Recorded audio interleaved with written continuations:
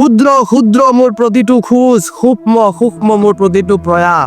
ক্ষুদ্ৰ মোৰ প্ৰতিটো খোজ, সূক্ষ্ম সূক্ষ্ম মোৰ প্ৰতিটো প্ৰয়াস। মোৰ চিঞৰৰ নাম অসম, মোৰ অভিমানৰ নাম অসম। মোৰ চিঞৰৰ নাম অসম, মোৰ অভিমানৰ নাম অসম। ওপৰৰ পৰা পানী পৰে, কাৰণ ওপৰৰ চাৰ্টখনটো ফুটা, আৰু তেতিয়া কি কৰোঁ, তলৰ ফালে আমি এটা গামলা বা চৰিয়া কোৱা, তুমি যি কোৱা, সেইটো আদি আমি তলত এনেকৈ থৈ দিওঁ, যাতে সেই পানীটো ওপৰৰ পৰা এই গামলাত পৰে। তেতিয়া বৰষুণ দিয়ে, চৰিয়া এটা পাতি থৈ দিওঁ, পানী পৰে। তাৰপিছত ঘৰবিলাক ঠেলা ঠেলি আছিলে, পৰ্দা টানি থৈ দিওঁ। এই কাহিনীটো আছিলে মুখ্যমন্ত্ৰী হোৱাৰ বহু আগৰ, কিন্তু এতিয়াতো মুখ্যমন্ত্ৰী। এতিয়া পৰিস্থিতি কেনেকুৱা? এতিয়া পৰিস্থিতি এনেকুৱা যে আপুনি যদি শুনে তেনেহ'লে আপোনাৰ মাথা গৰম হৈ পৰিব, আপুনি যদি শুনে তেনেহ'লে আপুনি আচৰিত হৈ পৰিব। তো আহক আজিৰ এই ভিডিঅ' আমি আলোচনা কৰোঁ যে মুখ্যমন্ত্ৰী বা মুখ্যমন্ত্ৰীৰ পৰিয়ালৰ সম্পত্তি কিমান।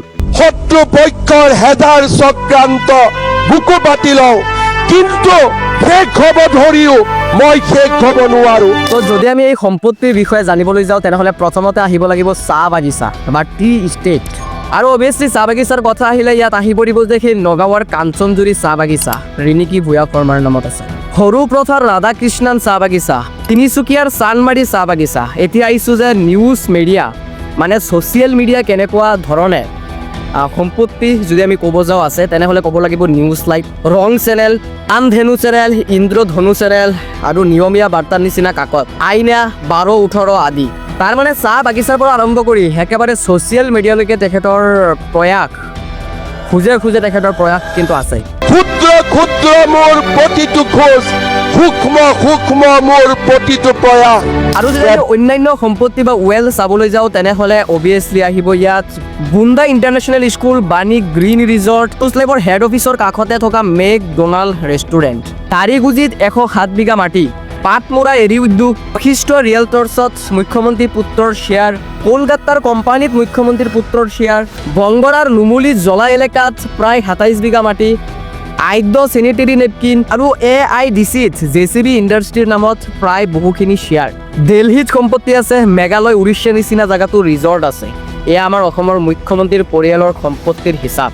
মই ইয়াত বিশ্বাসেৰে আৰু ক্লিয়াৰ স্পষ্টভাৱে ক'ব পাৰোঁ যে মই যদি আপোনাক প্ৰশ্ন কৰোঁ যে আগত অসমৰ যিমানবোৰ মুখ্যমন্ত্ৰী আছিলে, তৰুণ গগৈৰ পৰা আৰম্ভ কৰি আৰু যিমানবোৰ আছিলে, যদি মই আপোনাক সোধোঁ যে এইসকলৰ সম্পত্তি আপুনি এনেকৈ এটা এটাকৈ কৈ দিয়ক, আপোনাৰ নিশ্চয় সমস্যা হ'ব, আপুনি পাকত পৰি যাব, আপুনি বিচাৰি থাকিব লাগে গুগল বা বিভিন্ন ধৰণৰ ChatGPT এনেকৈ AI টুলছত, তথাপি আপুনি বিচাৰি নাপায়। এইসকল মুখ্যমন্ত্ৰীয়ে ইমান সম্পত্তিৰ অধিকাৰী নাছিলে বা সম্পত্তিৰ ওপৰত ইমান লোভ লালসা নাছিলে, কিন্তু সেইটো মুহূৰ্ততে যদি আমি আজিৰ মুখ্যমন্ত্ৰীৰ লগত মিলাই দিওঁ তেনেহ'লে আপোনাৰ সন্মুখত মই প্ৰায় 10টামান সম্পত্তিৰ হিচাপ ৰাখি দিছোঁ। এয়া ৰাইজৰ পোহৰত অহা হিচাপ, আৰু মনে মনে বা ভিতৰৰ ফালে কিমান আছে সেয়াটো মই নাজানো বা সেইটো মই ক'বও খোজা নাই যে আছে বা নাই, কিন্তু যিমানবোৰ পোহৰত আছে এয়া বহু।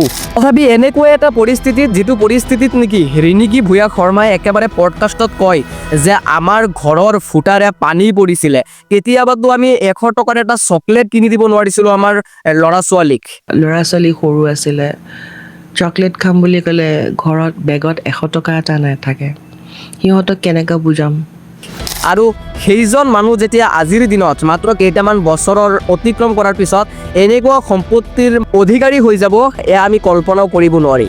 তেনেহ'লে ইয়াত মই একো ক'ব খোজা নাই, বাকী আপোনালোকে নিজে চিন্তা কৰিব। ভিডিঅ'টো শেষলৈকে চোৱাৰ বাবে বহুত বহুত ধন্যবাদ।